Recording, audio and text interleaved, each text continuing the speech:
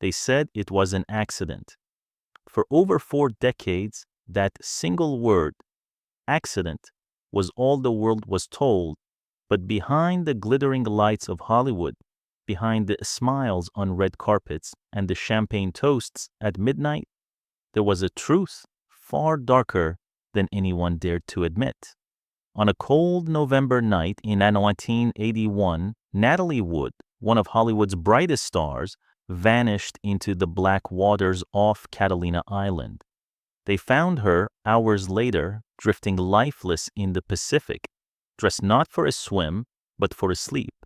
A flannel nightgown, a down jacket, wool socks. What really happened that night on the yacht, Splendour, wasn't just a tragic accident. It was a story built on jealousy, silence, and fear. A story that Hollywood tried to bury until the truth began clawing its way back from the depths. This is not just the story of a death. It's the unraveling of a secret that haunted an entire generation of stars.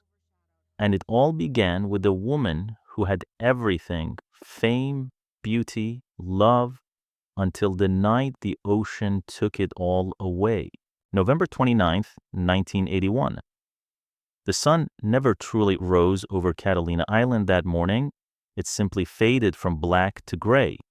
And in those gray waters, the body of 43-year-old Natalie Wood was found floating face down, lifeless, drifting away from her yacht, the Splendour. She wore a flannel nightgown, a puffy down jacket, and thick wool socks. Not the clothes of someone who planned to take a midnight swim. The image sent shockwaves across the world. To millions, Natalie wasn't just another movie star. She was Hollywood's golden child, the girl from Miracle on 34th Street, the rebel beside James Dean, the radiant beauty of West Side Story. Her smile had lit up the silver screen for decades. Her life seemed perfect: fame, fortune, a picture book marriage to actor Robert Wagner. But before dawn, that illusion shattered like glass. That Thanksgiving weekend, Natalie had joined Wagner, her Brainstorm co-star Christopher Walken, and the yacht's captain, Dennis Taverne, aboard the Splendour. It was meant to be a private getaway, a few quiet days at sea to escape the noise of Hollywood. But the ocean has a way of listening when people argue. They departed from Marina del Rey on November 27th, sailing toward Avalon. The weather turned rough: cold winds, heavy rain, the kind of chill that cuts through bone. Wagner insisted they move to a secluded cove called Two Harbors for privacy, he said. But privacy that night would become deadly isolation. At dusk, the group went ashore for dinner at Doug's Harbor Reef, the island's only restaurant. Waiters remembered them laughing, drinking far more than they should have: champagne, wine, cocktails.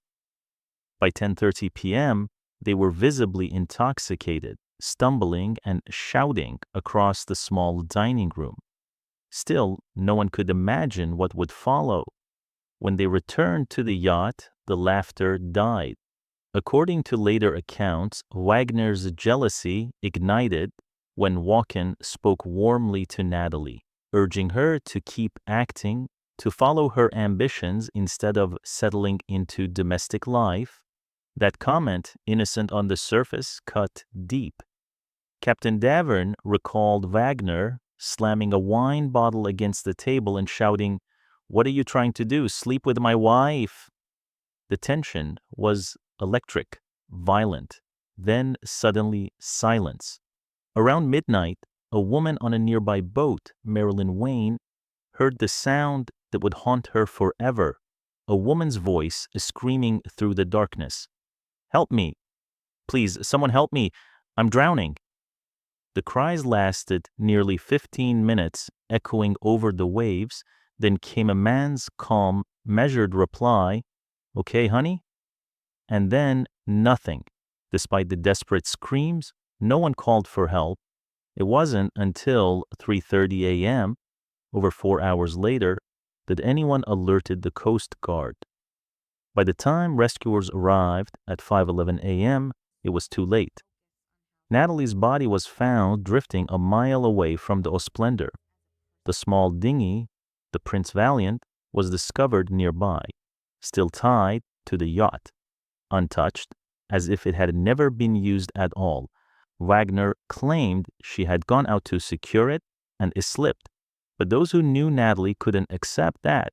She had a lifelong fear of dark water, a terror so deep that she once told friends she would rather die than swim alone at night. Her mother had warned her years before. A psychic had predicted she would die by drowning. Natalie laughed it off in interviews, but her friends knew. She never forgot it. And so everyone asked the same question. If she was so afraid of the dark water, what on earth was she doing out there that night? Long before her name was whispered in the same breath as tragedy, Natalie Wood was already a legend in the making.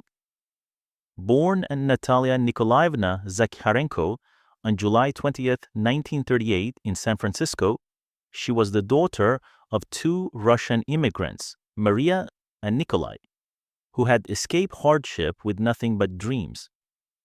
Her mother believed that fame was their destiny, and from the moment Natalie could walk, Maria began grooming her daughter for this spotlight. It all started by chance or maybe by fate. In 1942, when Natalie was just 4, a film crew spotted her in the small town of Santa Rosa. Her charm was undeniable, her smile pure sunlight. She was given a tiny role, and that one moment changed everything. Soon, she appeared in Happy Land, catching the attention of director Irving Pichol, who saw something rare, something haunting in her eyes. He promised to guide her. And by 1946, she was starring alongside Orson Welles and Claudette Colbert in Tomorrow is Forever. But behind every perfect performance was a cost. When young Natalie struggled to cry on cue, her mother, desperate for realism, ripped apart a butterfly in front of her eyes. The horror burned itself into Natalie's memory, and the tears that followed were painfully real. That single act defined her early life. Every ounce of emotion on a screen came from a place of genuine pain. Director Orson Welles would later say she didn't act from the script, she acted from the heart. By the age of 9, Natalie had become one of Hollywood's most beloved faces. Her role in Miracle on 34th Street made her America's sweetheart, a little girl who believed in Santa Claus and made millions believe too. But behind her innocent smile was a child trapped by expectation. She worked 12-hour days, 6 days a week, studying between takes to keep up with school. Playgrounds were replaced by studio lots. Childhood laughter was replaced by camera flashes and the relentless demand to be perfect. Her mother's obsession with fame left no room for mistakes or for childhood. To Maria, Natalie wasn't just a daughter. She was a project, an investment, a way out of poverty. As Natalie grew, so did the expectations. At 16, she was no longer the little girl America adored. She was Hollywood's next leading lady. Her role in Rebel Without a Cause beside James Dean made her an icon overnight. The film captured a generation's restlessness, and Natalie became its symbol. Beautiful, misunderstood, burning with emotion. But off camera, she was a girl learning her first painful lessons about the world she thought she loved. During that same film, she began a relationship with Nicholas Ray, the film's 43-year-old director, nearly 3 times her age. To the tabloids, it was romance. To Natalie, it was confusion, betrayal, and manipulation. Hollywood didn't see her as a young woman finding her way. It saw her as property, a commodity, something to be shaped, owned, and controlled. And through it all, Natalie smiled for the cameras because that's what stars were trained to do. But every time she looked into a mirror, she saw less of the little girl who dreamed and more of the woman who was trapped inside a system that demanded everything and gave nothing back. That quiet ache in her eyes, that unspoken sorrow, it would follow her for the rest of her life. Natalie Wood grew up believing in fairy tales, and to her, Robert Wagner was the prince she had always imagined. At just 10 years old, she once pointed at his photo in a magazine and told her mother, "That's the man I'm going to marry." It sounded like a child's fantasy. But Hollywood, as it often did, turned fantasy into reality. A decade later, the dream came true. In December 1957, Natalie Wood and Robert Wagner married in Scottsdale, Arizona. They were young, dazzling, and madly in love, Hollywood's golden couple. Magazines called them the perfect pair. Their smiles lit up every red carpet. Their photos adorned every cover. But perfection has a way of hiding the cracks underneath. Natalie's star rose higher and higher. Oscar nominations, box office hits, endless adoration. Meanwhile, Wagner's career began to slow. He was respected, yes, but overshadowed by the woman the world couldn't take its eyes off. The imbalance stirred something dark beneath the surface: jealousy, insecurity, quiet resentment. By 1961, whispers began to spread through the Hollywood rumor mills. Story of late-night arguments, slammed doors, and one scandal that would end their picture-perfect marriage. Natalie had allegedly walked in on Wagner in a moment of intimacy with another man. No one knows if it was true, but what's certain is that by the end of that year, their marriage had collapsed. Natalie filed for divorce in 1962. She was only 24, heartbroken, and more disillusioned with love than ever before. Still, Natalie never stopped searching for peace. In 1969, she married British producer Richard Gregson, hoping to build a quiet life away from the chaos of Hollywood. They welcomed their daughter, Natasha, in 1970, a rare moment of true happiness. But even that peace was short-lived. When Natalie discovered Gregson's affair with her own secretary, the betrayal cut deep. The marriage ended swiftly, leaving Natalie once again to raise her child alone. Then, in 1972, fate circled back. Robert Wagner, older, divorced, and seemingly changed, reappeared in her life. Both had been through heartbreak. Both had learned what loss felt like. This time, it seemed they understood each other better. They remarried that July on a yacht off Malibu. It felt like destiny completing its circle. They had a second daughter, Courtney, in 1974, and for a while, life looked beautiful again. But as those close to them later revealed, the old ghosts never truly left. Behind closed doors, Wagner's jealousy still burned quietly. Natalie's restlessness still whispered of something missing, something beyond the perfect image. By the late 1970s, Natalie began stepping back from acting to focus on family, but that familiar ache to return to the screen lingered.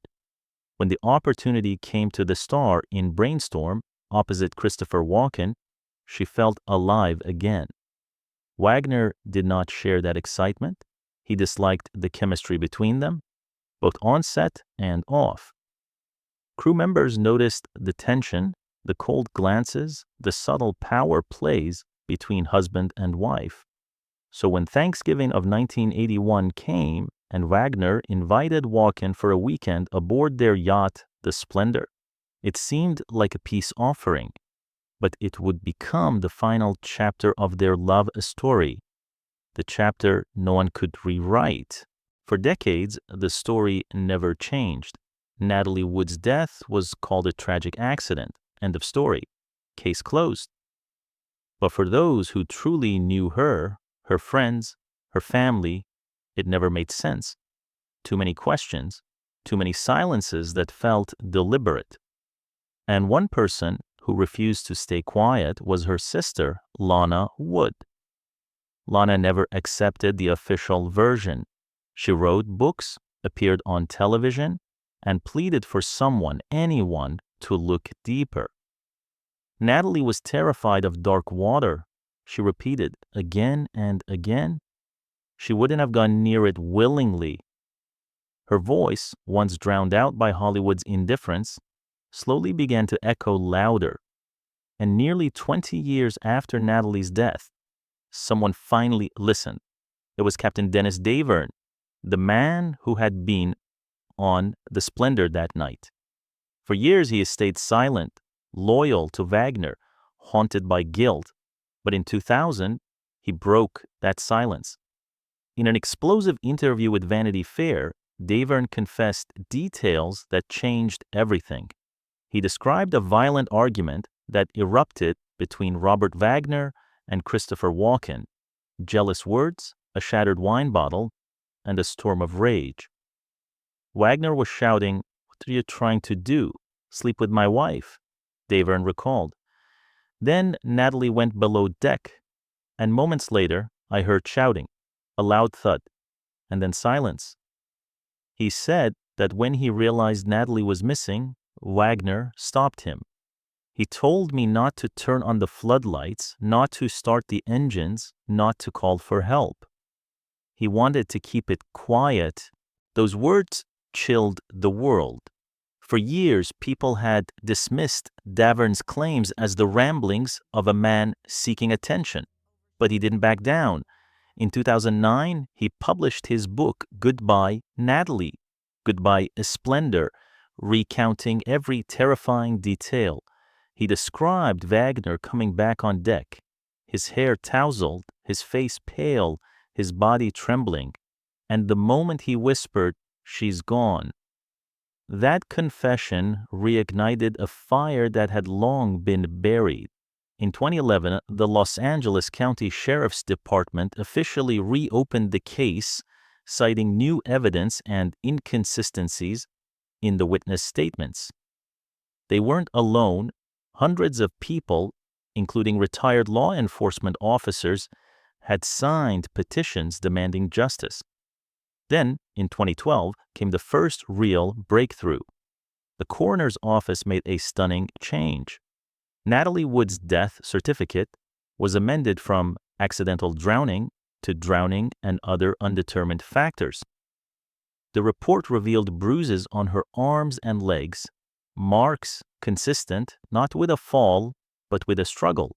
It suggested she might have been assaulted before entering the water. And then, in 2018, nearly 4 decades after her death, investigators finally said what many had whispered for years. Robert Wagner was now officially a person of interest. Lieutenant John Corina, the lead detective, didn't mince words. Wagner's version of events doesn't match the witnesses. His story simply doesn't add up. Even with mounting evidence, Wagner refused every request for an interview. He gave no statements, no explanations, no cooperation. He simply vanished from the conversation. Meanwhile, Christopher Walken remained silent for years until a 2012 Playboy interview where he offered his own theory that Natalie might have gone out to secure the dinghy that was banging against the yacht and slipped. Even he admitted it was only speculation. What happened that night, he said softly, only she knows. But investigators didn't agree. The bruises, the delay in calling for help, the conflicting accounts, none of it fit the picture of a simple accident. They pointed to the 4-hour gap before the Coast Guard was called. The most suspicious detail of all, in freezing water, survival is measured in minutes, not hours. If the alarm had been raised immediately, Natalie might still have been alive. By 2025, no charges had ever been filed, but the whispers never stopped. New witnesses continued to come forward. People from nearby boats claimed they'd seen the lights aboard, the Splendour flickering on and off, long after Wagner claimed everyone had gone to bed. Others, like Marilyn Wayne and her boyfriend, stood by their haunting testimony. They heard a woman's voice crying out for help, and a man's calm reply saying, "Okay, honey," and then the silence that would last forever.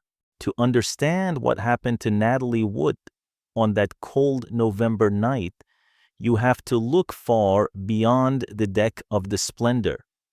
You have to look into the heart of a woman who had lived her entire life under the weight of silence. From the outside, Natalie was the embodiment of Hollywood perfection, the flawless smile, the glittering gowns, the laughter that seemed effortless.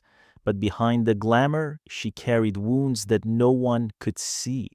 In 2021, her younger sister, Lana Wood, revealed a secret that changed how the world saw Natalie forever.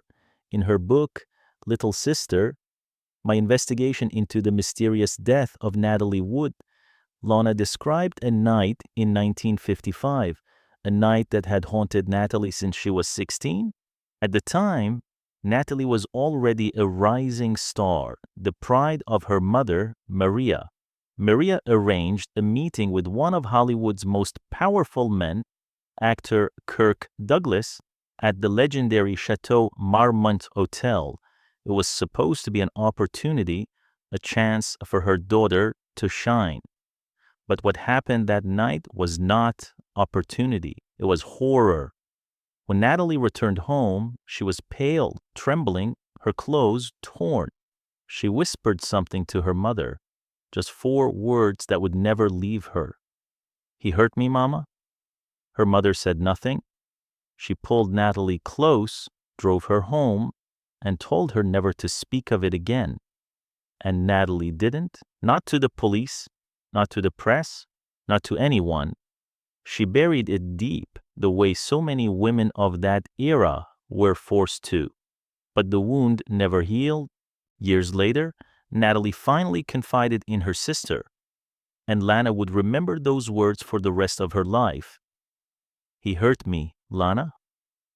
4 words that explained everything: the fear, the shame, the need for control. From that moment on, Natalie fought to never be powerless again. Every perfect smile, every carefully planned appearance, every flawless performance was a way to keep her world from collapsing. But Hollywood wasn't a place that allowed women to control their stories. It was a world built on silence and power, and Natalie, for all her strength, was still trapped inside it. Her lifelong fear of dark water wasn't just superstition. It was symbolic, a reflection of everything she couldn't control. Her mother had once told her a psychic predicted she would die by drowning. At first, Natalie laughed it off, but as she grew older, she stopped laughing. Friends recalled that she would never swim alone, that she refused to board small boats unless someone she trusted was with her, that even the sound of waves at night made her uneasy. To Natalie, water represented everything she feared: being trapped, voiceless, unseen. And on that final night, her worst fear became reality. Witnesses said they heard her screaming for help for almost 15 minutes. "Help me! Someone please help me! I'm drowning!" Those were her last words, echoing across the dark water. And no one came. The only response was a man's calm, distant voice saying, "Okay, honey?" Then, nothing but silence. Natalie Wood, one of the brightest stars in Hollywood history, died exactly as she feared she would, alone in the dark, surrounded by people who could have saved her, but didn't. Her death remains officially undetermined. No one has been charged, no justice has been served, only unanswered questions and the heavy truth that silence can kill just as surely as the sea. Natalie's story isn't just a mystery, it's a warning, a reminder of how fame can conceal pain, how power can silence truth, and how the brightest stars often burn out in the darkest of nights.